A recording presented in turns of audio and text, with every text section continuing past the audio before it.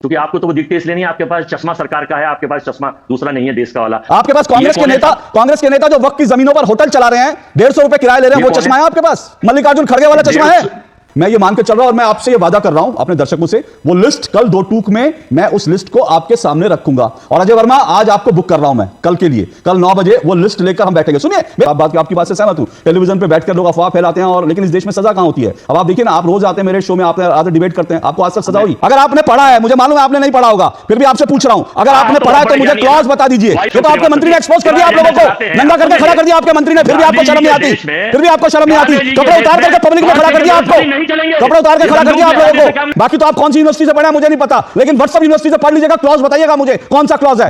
दोस्तों नमस्कार, स्वागत है आप सभी का। आप देख रहे हैं एसके डिबेट। वक्फ बोर्ड संशोधन बिल अब कानून बन चुका है, लेकिन इस बिल पर विपक्षी दलों द्वारा जनता से जमकर झूठ बोला गया। इस बिल के कानून बन जाने के बाद कई राज्यों में जमकर विरोध प्रदर्शन हो रहे हैं, और सबसे ज्यादा विरोध प्रदर्शन पश्चिम बंगाल में हो रहे हैं। ममता बनर्जी ने तो यहां तक कह दिया है कि वो इस कानून को पश्चिम बंगाल में लागू नहीं होने देंगी। अब सबसे बड़ा सवाल यही है कि सदन से पास हुए कानून को क्या कोई मुख्यमंत्री अपने राज्य में लागू होने से रोक सकता है? आज की डिबेट इन्हीं तमाम मुद्दों पर होने वाली है। कांग्रेस पार्टी की तरफ से अजय वर्मा और राष्ट्रवादी न्यूज एंकर अशोक श्रीवास्तव हैं। दोस्तों वीडियो शानदार होने वाली है, आपसे अनुरोध है वीडियो को अंत तक जरूर देखें। वीडियो पसंद आए तो लाइक करें, शेयर करें, कमेंट करें और मेरे चैनल को सब्सक्राइब करें। तो दोस्तों मेन डिबेट स्टार्ट करते हैं, चलिए शुरू करते हैं। और ये तमाम नेताओं के जो हैं, ये मेरे पास राघव चड्ढा, अरविंद केजरीवाल, इन सब ने जो है गाजा में जब हिंसा हुई थी, इन सब के ट्वीट जो है धड़ाधड़ ट्वीट कर रहे थे। प्रियंका गांधी वाड्रा ने तो गाजा पर 6 ट्वीट करे, राहुल गांधी ने 2 ट्वीट कर दिए, गाजा में लोग मारे जा रहे हैं। लेकिन इनमें से एक भी नेता, और जीरो है इनका एक भी, मुर्शिदाबाद में हिंदू मारे जा रहे हैं, इनका एक भी ट्वीट नहीं है, 0 ट्वीट है, 0। मैं तो यह सवाल उठा रहा हूं गाजा को लेकर, गाजा तो इतनी दूर है ना, गाजा को लेकर आंसू बहाने वाले जो यहां पर आंसू नहीं उनके निकले, यह स्थिति है। अजय वर्मा जी, मैं आपसे एक बात जानना चाहता हूं, क्योंकि मैं कांग्रेस के सांसद को सुन रहा था, इमरान मसूद, उन्होंने कहा कि भाई मुसलमानों की जमीनें ले ली जाएंगी, मुसलमानों की मस्जिदें छीन ली जाएंगी, मस्जिद नहीं रहेगी तो नमाज कहां पढ़ोगे, कब्रिस्तान नहीं रहेगा तो फिर उसके बाद जो है कहां पे दफनाओगे? ये वक्फ कानून में कहां पर है जो इस तरह के बयान दिए गए?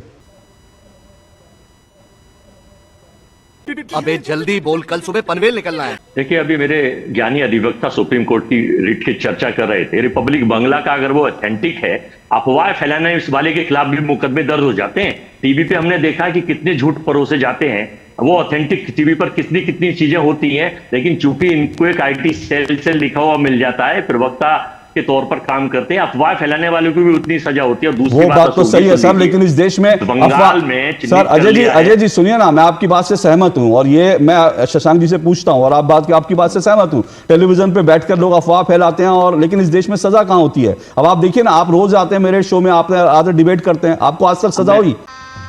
गजब बेइज्जती है, आज तक आपको सजा नहीं हुई। रोज आते हैं, रोज आप एक दूसरा झूठ रखते हैं, आज तक आपको सजा नहीं। अफवाह फैलाने वालों को कहां सजा होती है? फैलाता नहीं हूं। आप तो मनगढ़ंत कहानी सुनाते हैं, क्योंकि आपको बेनिफिट ऑफ चैनल मिल जाता है, दूसरे को मौका ही नहीं देते। दूसरी बात मैं और बताना चाहता हूं, फैक्ट सुन लीजिए, बिल्कुल फैक्ट बता रहा हूं। ये वक्फ तो बहाना है, और देश के मेट्रोपॉलिटन सिटी में जमीनों को चिन्हित करके अपने मित्रों को दिलाना है। चड्ढा समझाओ, इससे समझाओ। श्री राम मंदिर जब बना था तो अयोध्या भूमि बड़ी देवनगरी है, और 13,000 एकड़ की एक लैंड जो आर्मी को देश की आजादी के वक्त पंडित जवाहरलाल नेहरू ने और कांग्रेस की सरकार ने दी थी, वहां पर आर्मी के अभ्यास के लिए। उस गांव के भी वीडियो पब्लिक डोमेन पे है। अशोक श्रीवास्तव जी, आप देखते नहीं है उन्हें। वो जमीन 96% अडानी जी को दे दी गई, 2% बाबा रामदेव को, और 2% दे दी गई श्री श्री रविशंकर जी को। क्योंकि आपको तो वो दिखते इसलिए नहीं, आपके पास चश्मा सरकार का है, आपके पास चश्मा दूसरा नहीं है देश का वाला। हवाई स्टेशन और जितने देशों में भी जहां गए आपके पास असदुद्दीन ओवैसी वाला चश्मा है, सारे ऑर्डर्स असदुद्दीन ओवैसी वाला चश्मा है, आपको दिखता है कि 3,000 करोड़ असदुद्दीन ओवैसी ने वक्फ की जमीन पे, वो आपका चश्मा है? नहीं होगा। आपके पास कांग्रेस के नेता जो वक्फ की जमीनों पर होटल चला रहे हैं, 150 रुपए किराया ले रहे हैं, वो चश्मा है आपके पास? मल्लिकार्जुन खड़गे वाला चश्मा है? नहीं, 150 खड़गे जी वाला चश्मा नहीं होगा। 56,000 करोड़ से ज्यादा की खड़गे जी वाला चश्मा नहीं होगा आपके पास ना? उस चश्मे खड़गे जी वाला चश्मा नहीं होगा आपके पास। और सुन लीजिए, अशोक श्रीवास्तव जी, ये अजय वर्मा जी, मैंने आपसे सीधा सवाल पूछा।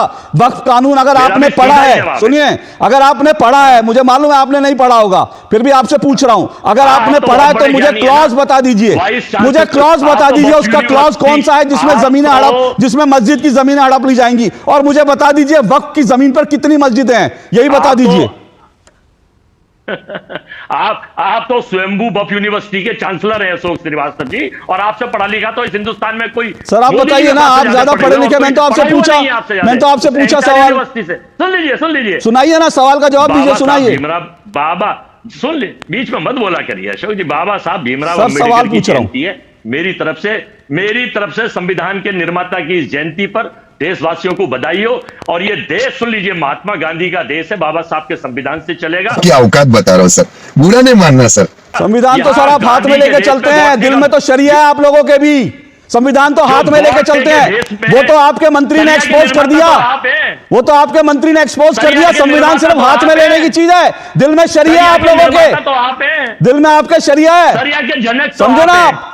शरिया रख के बैठते हैं आप लोग, ये तो आपके मंत्री ने एक्सपोज कर दिया आप लोगों को, नंगा करके खड़ा कर दिया आपके मंत्री ने, फिर भी आपको शर्म नहीं आती, फिर भी आपको शर्म नहीं आती। कपड़े उतार करके पब्लिक में खड़ा कर दिया आपको, कपड़े उतार के खड़ा कर दिया आप लोगों को, ये कह के कि सिर्फ संविधान हाथ में लेने की चीज है, दिल में शरिया, हाथ में तिरंगा, दिल में दंगा, ये आप लोगों की स्थिति है, झूठ बोल करके। और व्हाट्सएप यूनिवर्सिटी से थोड़ा पढ़ लीजिएगा कि कौन सा क्लॉज है जिसमें मस्जिदें ली जा रही हैं। बाकी तो आप कौन सी यूनिवर्सिटी से पढ़े हैं मुझे नहीं पता, लेकिन व्हाट्सएप यूनिवर्सिटी से पढ़ लीजिएगा, क्लॉज बताइएगा मुझे कौन सा क्लॉज है।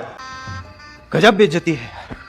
और आज बाबा साहब भीमराव अंबेडकर के जन्मदिन पर संविधान की बातें कर रहे हैं ये लोग। ममता बनर्जी कहती हैं ये कानून लागू नहीं करने देंगे पश्चिम बंगाल में, और यह पूरी तरह से असंवैधानिक है, क्योंकि केंद्र का संसद से बना कोई कानून जो है आप राज्यों में लागू करने से नहीं रोक सकते।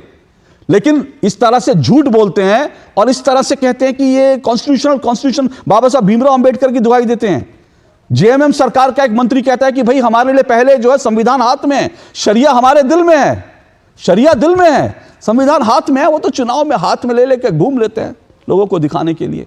ये स्थितियां और इस वक्त के नाम पर जिस तरह से पश्चिम बंगाल में हिंदुओं को निशाना बनाया जा रहा है, हिंदू वहां से पलायन कर रहे हैं। देखिए, बीजेपी सरकार का एजेंडा यह है कि जहां पर इनकी सरकार नहीं, इन्होंने टारगेट करके अपने स्लीपर सेल। मैं सरकार से अनुरोध करूंगा कि बंगाल सरकार जो अपना काम जांच करे, किसी भी दंगों में या किसी भी चीज में मरना जो है या हत्या होना किसी की बहुत ही निंदनीय है। सरकार जांच करे, दोषियों के खिलाफ कड़ी कार्रवाई होनी चाहिए। लेकिन देश की सरकार चुनाव जीतने के लिए, आखिर बंगाल में ही दंगे क्यों हो रहे हैं? दिक्कत पता क्या, सुनिए ना अजय जी, दिक्कत पता क्या है, दिक्कत पता क्या है अजय जी, अधीर रंजन, सुनिए सही, मैं आप ही के नेता की बात कर रहा हूं, मैं कांग्रेस की बात कर रहा हूं, और मैं आपको याद दिला रहा हूं, क्योंकि मुझे पता नहीं आप अधीर रंजन चौधरी को सुनकर आए कि नहीं सुनकर आए, और मुझे मालूम नहीं अगर अधीर रंजन चौधरी एक बयान दे रहे हैं और अजय वर्मा दे रहे हैं तो मैं किस कांग्रेस नेता का बयान मानूं। अधीर रंजन चौधरी ने कहा है कि ममता सरकार निकम्मी है, वो हिंसा नहीं रोक पा रही, ममता सरकार निकम्मी है, और अजय वर्मा यहां कर आके ममता बनर्जी की सरकार को डिफेंड कर रहे हैं। तो मैं अधीर रंजन चौधरी को सही मानूं या अजय वर्मा को सही मानूं? नहीं, मैंने क्या कहा आपको, बताइए ना कि आपने गुनाह के दंगे नहीं दिखा रहे। आप कानपुर में भाजपा के लोग झंडा पहन के फिर बंगाल से भग गए, जैसे मैंने अधीर रंजन चौधरी का नाम लिया बंगाल से भग गए, जैसे मैंने अधीर रंजन चौधरी का नाम लिया बंगाल से गुना भग गए। क्यों? अधीर रंजन चौधरी का नाम सुनकर डर लगता है? अधीर रंजन चौधरी का नाम सुनकर डर लगता है क्या अजय वर्मा जी? शशांक आइए, देखिए, अधीर रंजन चौधरी का नाम सुनकर डर लगता है क्या आपको? लगता है सरकार, तो फिर आपको अधीर रंजन चौधरी का नाम से क्यों डर गए? मैंने तो अधीर रंजन चौधरी का नाम लिया, आप गुना पहुंच गए। संसार में 196 कंट्री हैं, बड़े विद्वान प्रवक्ता हैं आरपी सिंह जी, ज्ञानी पुरुष हैं। संसार में 196 कंट्री हैं और केवल एक कंट्री कंबोडिया ऐसी है जहां पर आधिकारिक तौर पर एक भी हिंदू नहीं है। लेकिन बंगाल में इन्होंने कहा कि 8000 गांव या 800 गांव या 8 गांव, जरा 8 गांव के नाम बता दें और फिर मैं उनमें बताऊंगा कि हिंदू है या नहीं है। नाम लेकर अभी बताए जरा 8 गांव के नाम। रुको जरा, सबर करो। आरपी सिंह ने कहा कि मेरे पास वो गांव की लिस्ट आ जाएगी, ठीक है ना, मैं ये मान के चल रहा हूं और मैं आपसे ये वादा कर रहा हूं अपने दर्शकों से, वो लिस्ट कल 2 टूक में मैं उस लिस्ट को आपके सामने रखूंगा। और अजय वर्मा, आज आपको बुक कर रहा हूं मैं कल के लिए, कल 9 बजे वो लिस्ट लेकर हम बैठेंगे। सुनिए मेरी बात सुनिए अजय वर्मा जी, अरे सुन लीजिए ना, जैसे आपने कहा था राम जन्मभूमि पर कांग्रेस ने दूसरा एफिडेविट दिया था और वो नहीं दे पाए थे, अल्टीमेटली आपकी बात जो है आपकी बात झूठी साबित हुई थी, वो आपने झूठ कहा था। अगर आरपी सिंह भी झूठ कह रहे होंगे तो उनका झूठ वैसे ही पकड़ा जाएगा जैसे आपका झूठ मैंने पकड़ा था। उन्होंने 1 घंटा, हालांकि आपने कहा था 15 मिनट में वो लिस्ट आ रही है, आपने कहा 15 मिनट में मेरा फोन आ रहा है, आपका फोन 15 मिनट क्या पूरे 1 घंटे नहीं आया शो खत्म होने के बाद, क्योंकि वो ऐसी कोई एफिडेविट कांग्रेस ने दिया ही नहीं था। देखा दोस्तों, आपने अजय वर्मा और राष्ट्रवादी न्यूज एंकर अशोक श्रीवास्तव दोनों को सुना। आप किसकी बात से सहमत हैं? दोस्तों, वीडियो को लास्ट तक देखने के लिए दिल से धन्यवाद। और वीडियो के बारे में आपकी क्या राय है कमेंट सेक्शन में कमेंट करके बताएं। और अगर वीडियो पसंद आई हो तो लाइक करें, शेयर करें, कमेंट करें और मेरे चैनल को सब्सक्राइब करें। तो दोस्तों, मिलते हैं अगले वीडियो में। जय हिंद, वंदे मातरम, जय श्री राम।